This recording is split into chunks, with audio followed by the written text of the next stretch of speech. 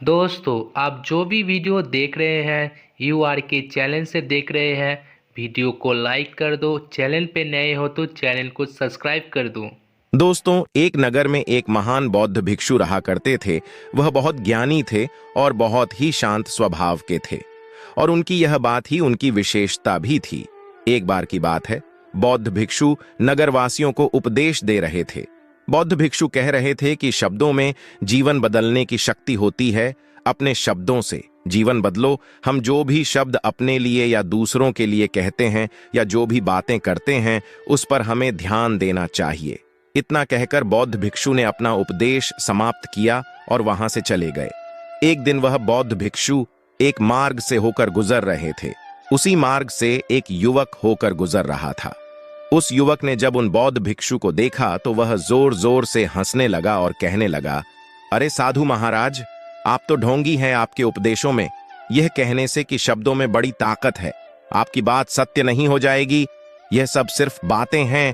भला ऐसे कैसे हो सकता है कि शब्दों से हमारा जीवन बदल सकता है। उस युवक की सारी बातें उन भिक्षुओं ने ध्यानपूर्वक सुनी और उसके बाद वह मुस्कुराते हुए उस युवक से कहते हैं, बेटा, नाथ से ही तो यह दुनिया प्रकट हुई है और अच्छे शब्दों के पीछे भी नाथ ही होता है जो पूरा जीवन बदल देता है।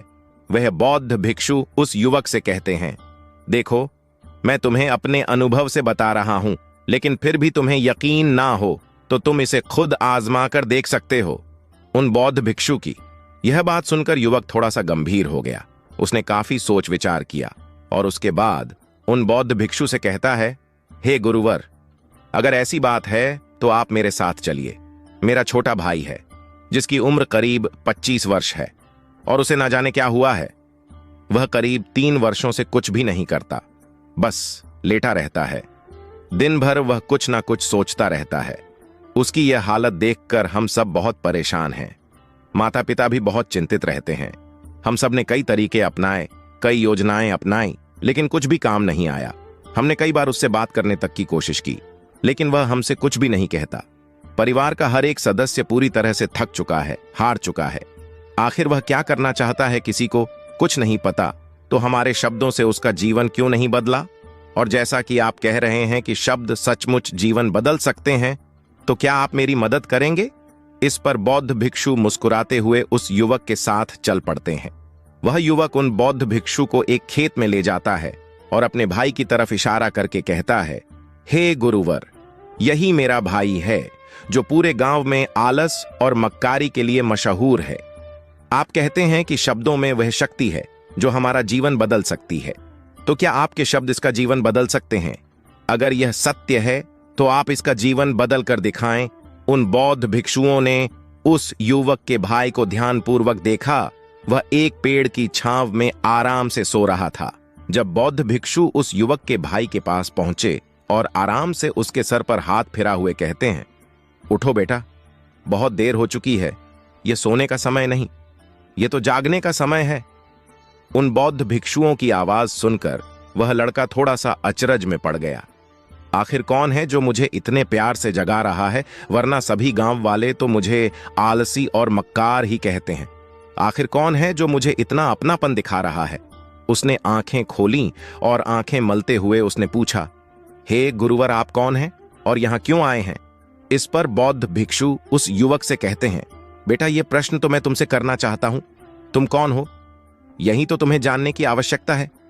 उन बौद्ध भिक्षुओं की बात सुनकर वह लड़का जोर से हंस पड़ता है और कहता है, हे गुरुवर, यदि आपको मेरे बारे में जानना है तो जाइए और गांव के किसी भी सदस्य से पूछ लीजिए।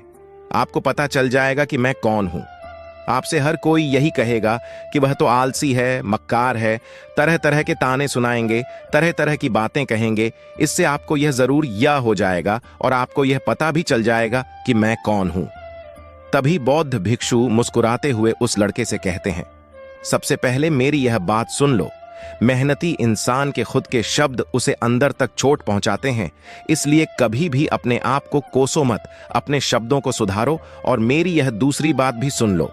मैंने उन गांव वालों से नहीं पूछा कि तुम कौन हो, मैं तुमसे पूछ रहा हूं कि तुम कौन हो। लेकिन तुमने तो अपनी आदतें मुझे बताई। आलस तुम्हारी पहचान नहीं, तुम्हारी आद हो सकती है और इंसान नहीं। उनकी आदतें खराब होती हैं। इसलिए बेटा, तुम आलसी और मक्कार नहीं हो, यह तो तुम्हारी आदत है। बस इतनी सी बात है जो गांव वाले नहीं समझ सकते। ये सारी बातें सुनकर वह लड़का थोड़ा सा आश्चर्यचकित रह गया, क्योंकि गांव वाले हमेशा उसे मक्कार, आलसी और तरह तरह के ताने ही सुनाया करते थे। उन बौद्ध भिक्षुओं की यह बात सुनकर उस लड़के की आंखों में आंसू आ गए। वह तुरंत ही दोनों हाथ जोड़कर उन बौद्ध भिक्षु के चरणों में गिर पड़ा और उनसे कहने लगा, आप सत्य कहते हैं, यह मेरी आदत ही है और मैं इस आदत से बहुत परेशान हूं। मैंने बहुत कोशिशें भी की, लाख उपाय किए, लेकिन मैं अपनी इस आदत से छुटकारा ना पा सका।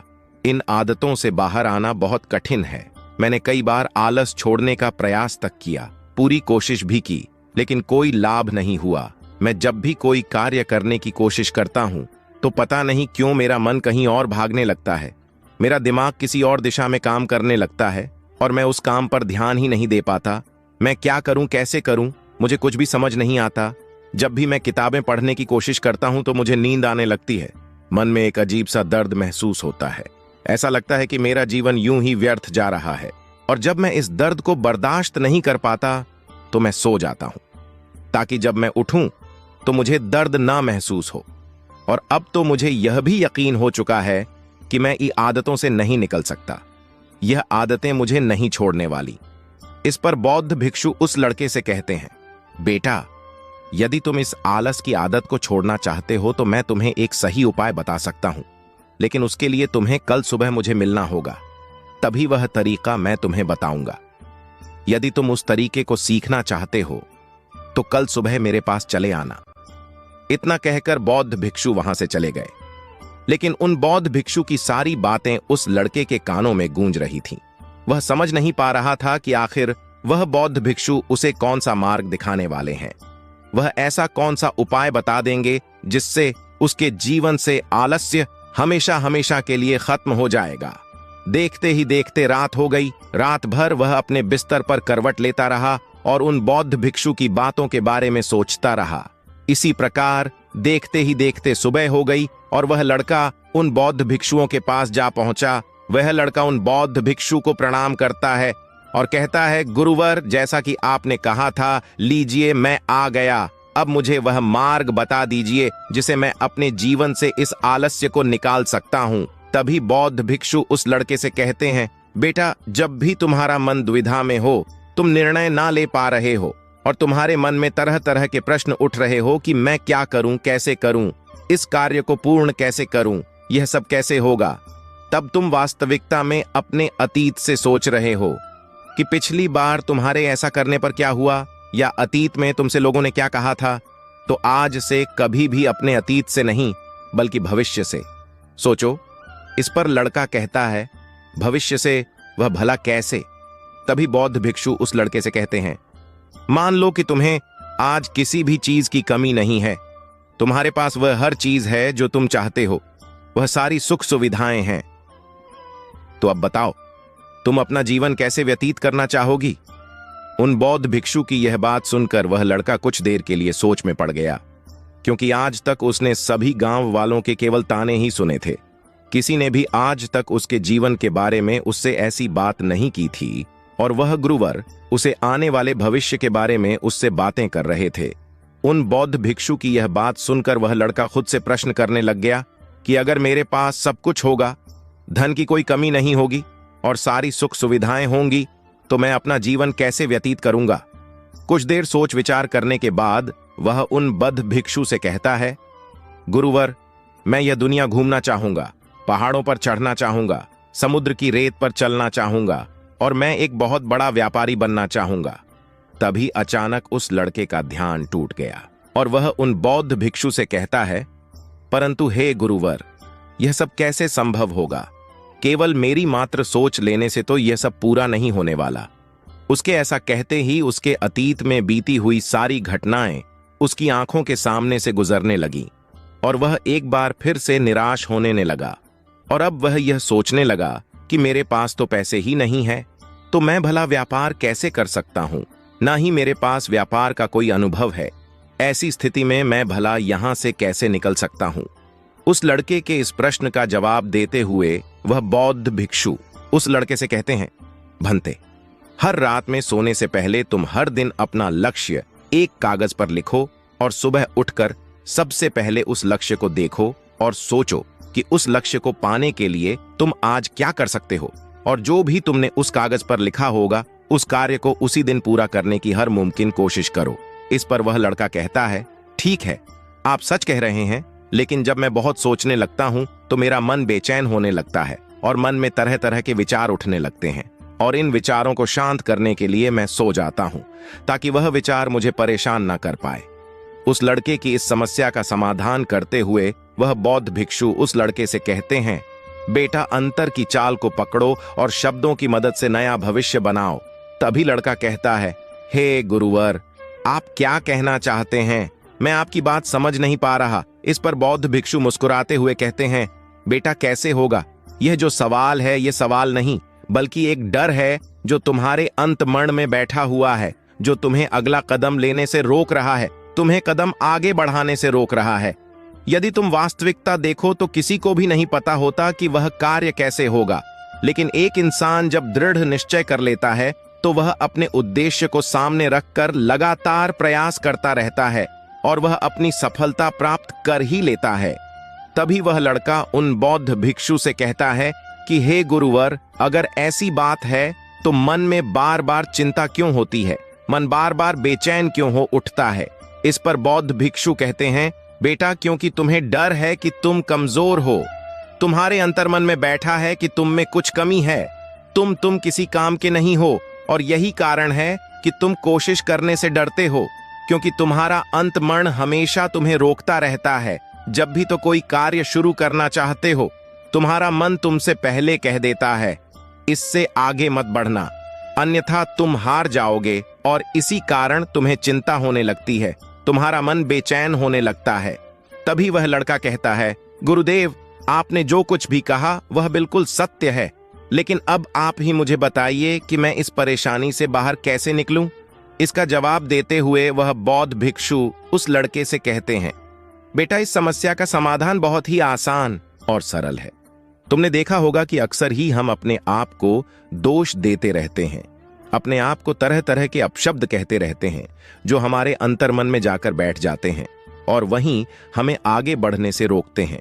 और इन शब्दों का हम पर बहुत गहरा प्रभाव भी पड़ता है, क्योंकि जैसा हम खुद से कहते हैं, जैसा हम पूरी भावनाओं के साथ सोच सकते हैं, हम वैसा ही बनते चले जाते हैं। इसलिए यदि तुम खुद को बदलना चाहते हो तो कि तुम भी काबिल बन सको, तो तुम्हें अपने अंतर्मन को नए संदेश देने की जरूरत है। जैसे कि मेरे शरीर का हर एक कण, हर एक हिस्सा, हर एक विचार शांति और ऊर्जा से भरा हुआ है। मैं दृढ़ संकल्प और आत्मविश्वास के साथ हर दिन के लक्ष्यों को पूरा करता हूं। मैं अपने कमजोरी को अभ्यास में बदलता हूं, चिंता को ध्यान में बदलता हूं। मैं उत्साह और ऊर्जा से भरा लगातार अपने लक्ष्यों पर काम करता हूं। ऐसे शब्द जब तुम खुद से कहोगे तो तुम शक्तिशाली महसूस करने लगोगे और तुम्हारी सारी चिंताएं खत्म होने लगेंगी, क्योंकि यही शब्दों की ताकत है। वह तुम वही बना देंगे जो तुम खुद से कहोगे। तुम जितनी भावना के साथ यह वाक्य बोलते हो, उसे महसूस करते हो, उतनी ही भावनाओं से यह शब्द तुम पर असर करना शुरू कर देंगे। धीरे धीरे यह शब्द तुम्हारे मन और व्यक्तित्व की सोच का हिस्सा बन जाएंगे। लेकिन मेरी एक बात याद रखना कि तुम्हारा अंतर्मन इतनी आसानी से हार नहीं मानने वाला। जब तुम आगे बढ़ोगा तो मौका मिलते ही वह तुम्हें पीछे खींचेगा। तुम्हारे अतीत के बीते हुए सारे कड़वे अनुभव तुम्हें याद दिलाएगा, ताकि तुम डर जाओ और एक बार फिर से अपने लक्ष्य का पीछा करना छोड़ दो। लेकिन तुम्हें इसकी चिंता नहीं करनी है।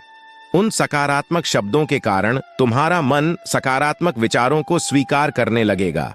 आगे वह बौद्ध भिक्षु उस लड़के को चेतावनी देता हुए कहते हैं, मेरी एक बात और याद रखना कि तुम्हारा ध्यान आलस्य पर नहीं होना चाहिए। अर्थात तुम्हें कभी आलस नहीं मिटाना, बल्कि तुम्हें एक नए भविष्य का निर्माण करना है, एक नए व्यक्तित्व का निर्माण करना है। तुम्हारा पूरा ध्यान केवल इस पर ही होना चाहिए।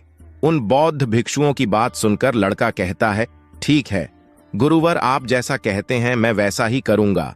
तभी वह बौद्ध भिक्षु उस लड़के से कहते हैं, बेटा, अभी तो मैं इस गांव से जा रहा हूं, लेकिन कुछ सालों के बाद मैं वापस आऊंगा। इतना कहकर बौद्ध भिक्षु वहां से चले गए और वह लड़का अपने घर लौट गया। लेकिन अब उस लड़के के मन में तरह तरह के विचार चल रहे थे। वह लड़का यह सोच रहा था कि अगर मैं अपनी मनपसंद जिंदगी जीने लगूंगा, अगर मैं दुनिया घूमने लगा, नए लोगों से मिलने लगा और अपनी पसंद का काम करने लगा तो मेरी जिंदगी कैसी होगी। उस बात को ध्यान करके उसने एक कागज पर अपना लक्ष्य लिखा और लिखकर सो गया। अगली सुबह जब उसकी आंखें खुलीं तो उसने उस पेपर पर लिखा हुआ लक्ष्य एक बार दोहराया। उसके बाद वह कुछ देर के लिए शांत हो गया। तभी उसे उन बौद्ध भिक्षु की बात याद आई कि तुम अपने लक्ष्य के लिए आज क्या कर सकते हो। उसने खुद से सवाल किया कि मैं आज अपने इस लक्ष्य को प्राप्त करने के लिए क्या कर सकता हूं। तभी उसे एक बार फिर से उस पेपर की तरफ ध्यान दिया। उस पेपर पर लिखा था कि मैं बाजार जाता हूं और लोग व्यापार करने की कौन सी चीजें, कौन से सामान लेकर आते हैं। मैं उन चीजों को देखता, उन चीजों को पता करता। वह पढ़ने के बाद तुरंत ही बाजार चला गया। वह अलग अलग दुकानों पर बैठा, उन्हें देखा, लेकिन उसे कुछ समझ नहीं आ रहा था क्योंकि लोग अलग अलग व्यापार कर रहे थे, अलग अलग तरह की चीजें और सामान ले रहे थे और किसी ने उसकी कोई मदद नहीं की। वह बहुत उदास हो गया और निराश होकर वापस घर लौट आया। तभी उस लड़के को उन बौद्ध भिक्षु की एक और बात याद आई। शब्दों में बहुत ताकत है और शब्द हमारा जीवन बदल सकते हैं। उसे वह सकारात्मक विचार याद आए। वह उन्हें सुबह शाम दोहराने लगा और अब से वह हर दिन ऐसा ही करता। देखते ही देखते 1 महीना बीत चुका था, लेकिन अब तक उसके जीवन में कोई बदलाव नहीं आया था। अब वह लड़का यह सोचकर निराश होने लगा था कि उसके जीवन में तो कुछ भी परिवर्तन नहीं हो रहा, लेकिन 1 महीने के बाद उसे महसूस हो रहा था कि वह पहले से अच्छा महसूस कर रहा है। उसका दिमाग अब अच्छी तरह से सोच पा रहा है। वह पहले से ज्यादा चलने फिरने लगा है। धीरे धीरे उसे समझ में आने लगा कि जो लोग आगे बढ़ते हैं, महान काम करते हैं, उनकी सोच में कितना अंतर होता है। वे लोग हमेशा शक्तिशाली विचार सोचते हैं। दूसरों की छोटी सोच और डर से वह कभी प्रभावित नहीं होते। जब भी उनके सामने कोई मुश्किल आन पड़ती है तो वह घबराते नहीं, बल्कि उस समस्या का समाधान निकालते हैं। इस समस्या के समाधान पर ध्यान केंद्रित करते हैं और ना ही वह कभी किसी का इंतजार करते हैं। वह केवल खुद पर विश्वास करते हैं और तुरंत ही कदम आगे बढ़ाते। जब उस लड़के को यह सारी बातें समझ में आने लगी तो उसने भी धीरे धीरे अपने कदम आगे बढ़ाने शुरू किए। उसने बिल्कुल वैसा ही व्यवहार करना शुरू किया। अब से वह कभी खाली नहीं बैठता था। जब भी उसका मन करता वह बाजार जाता और लोगों के बारे में जानता, समझता कि वह किस प्रकार व्यापार कर रहे, कौन से चीजें खरीद रहे हैं और किन चीजों पर उन्हें लाभ हो रहा है। और जब उसका मन करता तो अपने पिता की मदद भी करता था। वह अपने पिता के साथ मंडी में जाता, वहां पर जाकर मोल भाव करता। हमेशा कुछ ना कुछ सीखने में ही जुटा रहता है। तभी एक दिन गांव में एक मसाले का व्यापारी आया। उसे कुछ पढ़े लिखे नौजवानों की जरूरत थी जो माल की गिनती कर सके और हिसाब रखने का काम कर सके। वह लड़का अपने लक्ष्य को जानता था कि उसे क्या पाना है। उसे समझ में आ गया था कि इस काम से उसे बहुत कुछ सीखने को मिलेगा। बेहिचक उस सेठ के पास पहुंच गया। वह जानता था कि उसे उस काम के बहुत कम पैसे मिलेंगे, लेकिन फिर भी वह उस काम को करने के लिए तैयार था। अब उस लड़के की सोच पूरी तरह से बदल चुकी थी। अब वह बाकी लोगों की तरह नहीं सोचता था। बहुत ईमानदार और समझदारी से काम करता था। देखते ही देखते करीब 3 महीने बीत गए और अब व्यापारी यह समझ चुका था कि नौजवान बहुत ही समझदार है और वह उसे व्यापार में बहुत मदद करता है। इसलिए उस मसाले के व्यापारी ने उस लड़के को अपना सहायक बना लिया। उस व्यापारी ने देखा कि इस लड़के की दिनचर्या सबसे अलग है। यह हर दिन पढ़ता है, लिखता है, सुबह उठकर ध्यान करता है, नई चीजें सीखता है, परेशानी आई तो भी विचलित नहीं होता। यह सबसे सम्मान से बात करता है, सबका आदर करता है। देखते ही देखते 1 साल बीत चुके थे और अब तो व्यापारी उस नौजवान से बहुत खुश था। उसने धीरे धीरे उस नौजवान को व्यापार के सारे गुण सिखा दिए और देखते ही देखते वह लड़का अब एक छोटा सा व्यापारी बन चुका था। और जब उस लड़के के अंदर व्यापार की समझ आ गई तो उसने जड़ी बूटियों का व्यापार शुरू कर दिया और देखते ही देखते केवल कुछ ही वर्षों में उस नगर का सबसे बड़ा व्यापारी बन गया। लोग उसे सबसे बड़े व्यापारी के नाम से जानने लगे। उसकी नाम दूर दूर तक फैलने लगा। करीब 5 वर्षों बाद जब वह वापस अपने घर लौटा तो लोग बहुत हैरान थे। उसे देखकर लोग बहुत अचंभित थे। उसके सारे जानने वालों ने उस लड़के से पूछा, तुम इतना कैसे बदल गए? तब उसने कहा, उन गुरु ने सच ही कहा था। शब्दों से हम जीवन बदल